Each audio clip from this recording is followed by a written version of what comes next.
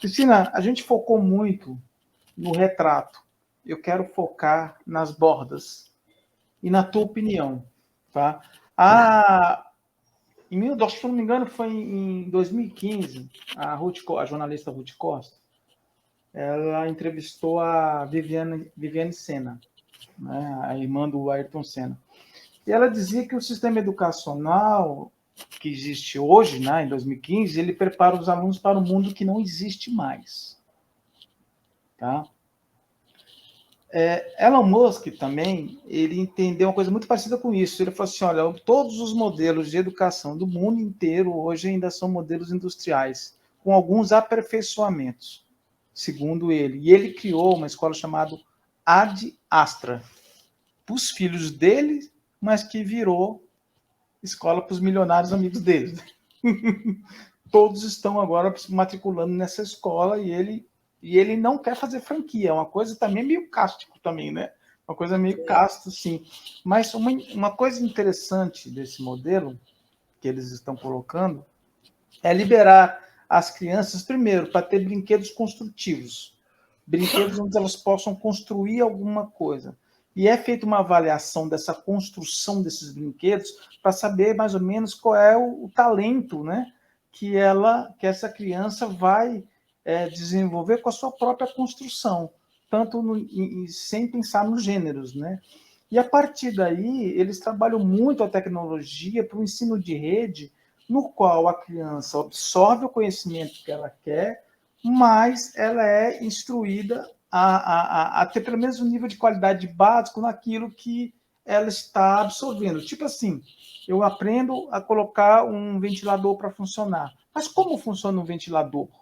Então, ela tem que pesquisar como funciona um ventilador e ela acaba, quando ela vai pesquisando, ela entra na matemática, ela entra na física. Então, ela conhece física e matemática baseado na vontade e na onde aquilo que ela está querendo fazer.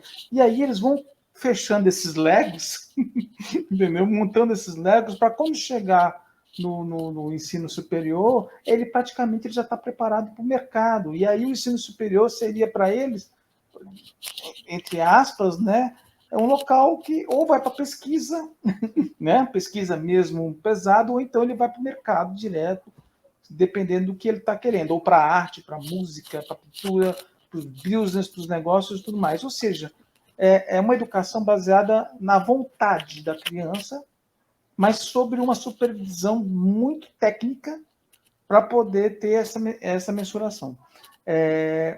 A Alemanha de Hitler parece que ela foi pioneira em fazer a revisão educacional, que é essa que você está colocando, né?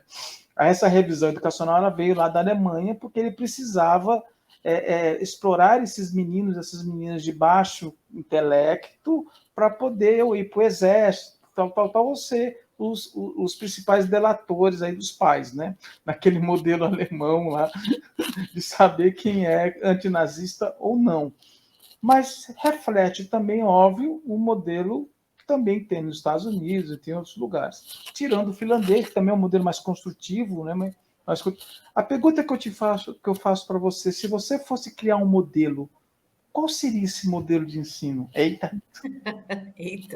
Ui, responsabilidade! Com tantas variáveis, qual seria o ideal para A você? primeira resposta que eu diria para você é: depende de onde eu vou morar, entendeu? Essa é a primeira questão, né? Porque, olha, por exemplo, eu vou te dizer, essa pedagogia que eu trabalho, quer dizer, trabalho, que eu nem estou trabalhando, atuando diretamente nela, mas que eu conheci, que eu tive contato, que foi a antroposofia. Que é a Uma hora de das você coisas. fazer o paralelo agora, te deu o gancho É, para você fazer o paralelo. pois é. Ela mesma, eu me lembro que eu tive aula com uma professora que tinha 80 anos, a Leonor Bertalô, em Botucatu. A minha formação foi feita lá na Fazenda Demétria, em Botucatu, onde tem uma escola muito, muito interessante, o Instituto Elo, onde eles trabalham com a pedagogia Waldorf, agricultura biodinâmica, é um centro muito interessante lá em Botucatu. E lá, quando eu tive uma aula com a Leonor, ela disse o seguinte: quando o Rudolf Steiner, esse pensador da educação, em 1800 e bolinha, pensou, por exemplo, em você trabalhar a questão da criança acompanhar todo um processo, que é mais ou menos isso que você está sugerindo, né? Mas então eles pegaram, por exemplo, a questão de você chegar até um tear, você tecer um pano, fazer um tecido, tá? Então você vai tirar a lã do carneirinho, você vai colocar a lã na roca, vai fazer o fio com a criança. Esse processo todo é feito dentro das escolas Waldorf, uma boa parte delas. Você vai tingir a lã, tá? Com tintas naturais. Aí você vai montar os novelos e aí você vai fazer o tear, tá? Todo esse processo a criança conhece para chegar no ponto, né? Só que aí a dona Leonor, essa professora, disse assim: tá, isso ele fez uma proposta para a gente trabalhar com a lã do carneiro. Muito bem, mas isso surgiu lá na Alemanha, na Áustria, países frios, que trabalham com a lã, que tem toda essa cultura, né? O que eu vou fazer com isso na Bahia? O sertão da Bahia. Eu vou levar a lã do carneirinho para fazer na Bahia? Vou fazer isso lá? E o erro das pessoas é exatamente isso. Você quer levar esse conhecimento, colocar numa caixinha quadrada, Empacotar, né? empacotar e levar isso para todo lugar. E não é assim que funciona. Não é o contexto, né? Não é o Não contexto. é o Esquece. contexto. Então, o que você tem que fazer? O mesmo conhecimento, o mesmo processo, você pode fazer com a folha da bananeira, entendeu? Para fazer uma cestaria, para fazer um outro caminho. A questão não é o material, não é aquele objetivo final que tem que ser com a lã de carneiro, entendeu? É o processo, é o processo. E esse processo, de fato, Paulo, é interessantíssimo. E isso existe em escolas, por exemplo, a Escola da Ponte em Portugal, existem vários lugares que já tiveram experimentos de você criar uma coisa que eu acho, para mim, muito importante. Você pergunta para mim se eu fosse criar um sistema. O sistema que eu gostaria de criar para as minhas crianças é autonomia, é criar uma pessoa autônoma, ser capaz dela se colocar no mundo em qualquer lugar e se colocar da melhor forma possível. Nem que ela seja o que ela quiser ser, mas que ela seja bom no que ela fizer, que ela seja boa, que ela seja feliz no que ela está fazendo, entendeu? Então, eu acho que esse é o caminho. É utopia? Não, não é utopia. Eu acho que é uma coisa que simplesmente a gente tem que querer. Simples assim, entendeu? E então, é um exercício. Eu estimulo muito os meus alunos. Como eu fiz o jornalismo, né, eu trabalho, misturo, eu faço programa de rádio com eles, faço jornalzinho, né? Então eu levo aquilo também que eu conheci, entendeu? Da comunicação para a educação. E eu acho que é isso, entendeu? Que a gente pode fazer. Se de repente um de vocês quisesse aproveitar as suas aulas e quisesse dar uma aula para as crianças, talvez vocês fossem brilhantes para ensinar muito mais do que um professor que está ali dentro de um processo quadrado, entendeu? Então, porque as crianças querem aprender, elas são curiosas, a gente tem que despertar neles a curiosidade. Eu acho que essa é o grande segredo, despertar a curiosidade.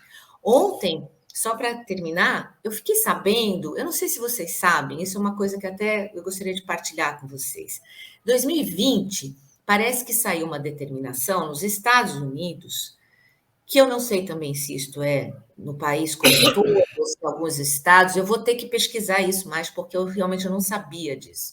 Eles estão querendo tirar a letra cursiva e colocar as crianças para aprender a serem alfabetizadas na digitação, através do computador. Por quê? Porque hoje todo mundo usa computador, então não precisa escrever.